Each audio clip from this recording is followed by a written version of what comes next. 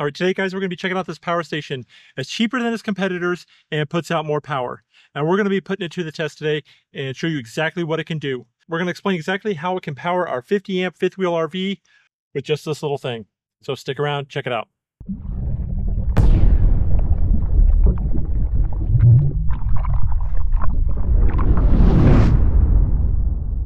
This is Salty Trips channel. I'm Chris, and we're all about full-time RV life, RV living, trucks, travel, towing, off-grid stuff, boondocking, all that mess. And today we have an all-power R1500 to test out for you guys and show you exactly what it can do and for how long. So you'll get a better understanding. And from what I understand, I've been looking at other comparable ones this size. All those have less power, either in battery or inverting power, than this thing. So I'm already impressed. So what exactly is this power station? It's basically got a battery and inverter all packed into one so that you can provide AC power and DC power. DC voltage is like, you know, what comes from batteries, but it also has an inverter that converts the DC battery into AC power. That's alternating current. That's like things that you can plug in, like hair dryers, microwaves, TVs, stuff like that, and bring you power off grid. All right, so we're going to check out exactly what we have here. Well, first you got a couple of USB ports to charge your phones or whatever you need to, your cameras and stuff like that. And those are regular USB ports, and you've got two USB-Cs, and just press this little button to power it. And what's nice is charging station up here for wireless charging. Just set your phone and devices on there that uses wireless charging, and you can sit it up top. And what we have here is my generation calls this a cigarette lighter, but it's got a 12-volt power supply here. And it also has 4 of these 120 volt AC power outlets. So you got 4 of these here, so you can plug 4 devices in at once. And then over here is a little area for expandable battery packs. In case you want more power, you can expand on it.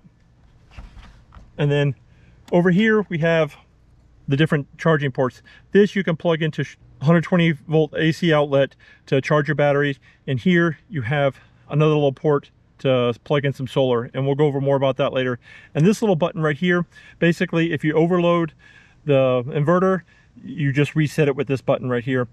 All right guys, so it has a 1200 watt hour battery in there. And what does that exactly mean? It can use 1200 watts over 1 hour period. And if you're not familiar, like what devices use what, we're gonna go over a few of those to show you exactly what I'm talking about. But the power output for this thing is 3000 watts like maximum, but you can't run 3000 watts all the time. It has an 1800 watts running range. Basically you can run 1800 watts and it won't overload. Anything over that, eventually it's going to overload and trip, and you'll have to hit that reset button I was pointing out earlier. I was telling you it is cheaper but has more power than its other similar ones this size, and it's in the same kind of comparisons. Well, a lot of ones that I've been looking at, they only go up to about 1000 watts. And some of them only have like 500 or 600 watt hours of battery for a similar size as this. Okay, how's this going to help me with off-grid living? Like, you don't have an inverter, you don't have solar panels, you don't have all that fancy stuff, you're not hooked up to shore power, but you still want to run some of the basics in life, like a coffee pot, a hair dryer, things like that. This thing is going to allow you to use those things without buying a lot of fancy equipment like we have installed in our RV, which this thing could probably at least run 1 air conditioner with a soft start. All right guys, we're going to check out our ice coffee maker here and see how much power that draws.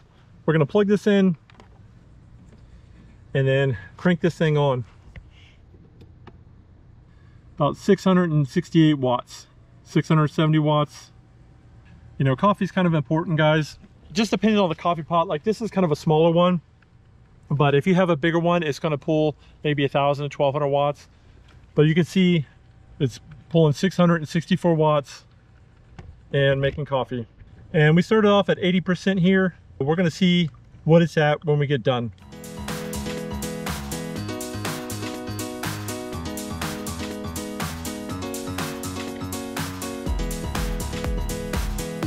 All right guys, it's almost finished. That thing was pushing about 650 watts. And see, it's starting to go down now. All right, it just cut off. And we used about 4% of the battery to make a cup of coffee. And you're saying, why, hey, why are you drinking iced coffee? It's freaking hot outside. I don't drink hot coffee when it's this hot. All right, guys, now it's time for the pucker factor. Is it gonna run a blow dryer? Anything that involves heat sucks down a lot of power. If you have a wife or daughter or whatever, and they want to take a shower out in the woods and then they want to have to wait for it to air dry, you know, they're gonna want one of these. And the only way you can get that is if you're plugged into shore power or you have some kind of other AC power source. We're gonna see if this is gonna fit the bill. Let's plug this in. We'll give this a shot. I don't even know how this thing works. I'm gonna hold this thing away a little bit so you can kind of hear me, but we're pulling 1600 watts, 1643 watts. So that's a lot for just a little hair dryer. And like I said, anything with heat will use a lot of power. I think even the microwave uses less power than this thing. But you can definitely get your hair done and it works just fine. And some of this stuff might be important to you guys too. You know, I don't know, some of you guys might have some long hair and need to take care of it, but definitely to run a hair dryer. And that's on the high setting. And we didn't use it for very long. It didn't even used about 1%. Like I was saying before, it has a 1200 watt hour battery in here. And this thing was pulling about 1600 watts. So if you just do a little bit of math, this thing it'll drain this thing in about 40 minutes or so. But nobody blows dry their hair for 40 minutes. I don't know, do you know anybody that blows dry their hair for 40 minutes? If they do, that's a lot of hair. All right, guys, we all know what mooch stocking is, right? Mooch stocking is when you're going to pull up with your RV to somebody's house and you're going to mooch off their power and sewer and water and stuff like that. So if you're going to mooch stock and you can plug into like a 120 outlet, like in the side of their garage, that's usually about 15 amp breaker, which is exactly what this thing is. It puts out about 15 amps at 120 volts. If you can run your RV off of that, then this will run your RV too. All you need is one of these little adapters that plugs into the 120 volt plug and an extension cord, and you can plug your extension cord into this and then plug into this, and it will send power to your entire RV. Granted, you can't run everything at the same time, but you can run up to 1800 watts of whatever you need, but it'll send power to all your outlets. It'll let your TV work. Anything with an outlet in there, you can run it. Actually, what we're going to do is we're going to go inside and show you exactly what all this thing can run inside. But first, before we get inside, I have to show you something out here, because when you use all this power, there's only really basically two ways that you can get power put back in. Well, there's actually three. You can charge off like a 12 volt battery or something like that. It does have a charger that you can plug into it, but it doesn't come with it. That's sold separately. But you have your 120 volt AC outlet that you can plug into an outlet, recharge the battery. But if you're already out in the woods, you don't have that, so it's not going to work unless you have a generator or something like that to recharge it with. But let's say you don't have a generator and you just want to use this. They also sell this little solar power kit. This is a 200 watt solar power kit. We're going to set it up and show you exactly how to use it. All right, so what comes in here? You open this up, and here's your MC4 connectors that'll connect to your extension kit. And it has a bunch of other different power adapters, like it even has like USB, stuff like that. So you can plug into just about anything. Let's get this set up and we'll plug it in. Even though we're not going to get much power because it has been cloudy and raining nonstop lately. We're still going to show you exactly how it works.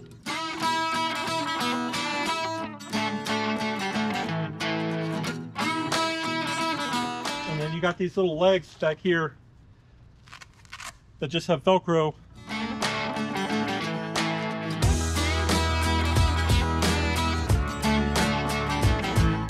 So for size reference, this is a 200 watt panel right here.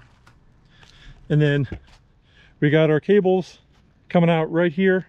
You just got these little MC4 connectors. There's male and female, so you can't mess it up. It's not like you can hook it up backwards or anything. You just stick those together, stick that in, you pop that open, and then you plug in your solar right here. So right now you can see we're only getting like about 9 watts input, but as you can see up here, it's completely cloudy and there is no sun at all, and we're pulling in 10 watts. But when the sun is out, this is how you're going to repower your station. It helps give you power throughout the day and, you know, recharge it for when you have to use it at night. I wish there was more sun for you so we can do better tests on this, but it's supposed to be raining nonstop and cloudy for the next few days. Maybe I'll do another test and see exactly how much power this thing can input, but I've seen some other similar videos, and these things put out, you know, if you got them angled just right, they'll put out pretty close to 200 watts. And they offer these things in 200 and 400. I asked for the 400. They're like, I think our audience is going to like the 200 better, but actually, honestly, I would definitely get the 400, but we're going to get inside and show you some more uses for this and how it can power stuff. All right, guys, so this is how most people are going to wind up being using these things. It's going to be sitting inside somewhere. You can set your phone up here and charge it or whatever, but people want it to be able to basically, you know, run the TV, run their microwave, stuff like that. So, or hair dryer, like I was showing you before, a coffee pot. So it's probably going to be inside. This is one of the nice things about this thing, is if you are plugged into shore power at an RV park, even just a couple places, like every time it rains, the power glitch, and every time it would do that, it would the TV would turn off, we would lose the internet and everything, and we'd have to wait for all that to stop. This works as an uninterrupted power supply. So basically, it kicks over and starts inverting faster than your equipment will shut off. We're going to come back here. We have everything on a surge protector. So we have all our power to our TV, our internet, all plugged into the same power source here. So we could just plug it into here, and then you would just take this power adapter, plug it in over here, and then you just plug this into where that surge protector went. And you just plug that back in there, and then whenever, if there's any power surges or flickering or anything, this will keep this thing charged all the time. And, you know, if you do lose power, like we have our T-Mobile 5G internet up there, and it'll keep that running and keep the TV going, watch a movie at night, whatever. But this thing is small enough where you can fit it behind the TV in there. A lot of places are set up like that, but you can snug that back up in there so that you don't ever have to worry about it. And then if you need extra power, you can just come plug something into there, or have an extension cord hanging down. If you want to need a blow dryer or run a coffee pot, you can just run it off of there and leave this in here. Well, what if you want to charge this thing and keep this thing inside at the same time? Well, what you can do is you can buy some solar MC4 cable extensions. Like I'll put it right up here on the screen. You can actually pull this slide up a little bit and then run a cord out, and you can go outside and you can run it through your weather stripping on the outside, and you can have your solar set up somewhere outside so it can be putting power back into this thing while it is inside. I think that's a great idea. You could run everything here, your internet, your TV, for 10 or so hours or more. But they do have battery expansion packs for these things. Like I showed you earlier on the side, you can just buy a battery expansion and plug it on the side, and you can double your power just like that. So for the little bit of space it takes up, provides you a lot of power. Can it run the microwave? We're going to check that out. All right, guys, so here's a real test. We've got it plugged into the microwave. I unplugged the microwave up here, and I got an extension cord running down to our power station, and we are going to turn this thing on. And here we go. Microwave's on, pulling 1500 watts, and it's cooking. So there you go, guys. It can run a microwave. So this allows you to get out there and still have some of the conveniences that you're used to. So if a solar system and inverters and batteries and stuff is all a little overhead or a little more price than you want to kind of put into your RV, this is definitely a great supplement for AC power inside your RV for when you're off grid. You don't have to think about it. It's all plug and play. Hopefully this has been helpful to you guys. If it has, and you like the content, hit the subscribe button, notification bell, all that fancy jazz. Give this video a big thumbs up. We greatly appreciate it. It shows us you appreciate the content because we appreciate you guys. And hopefully we'll see you guys in the next video. Till then, see you later.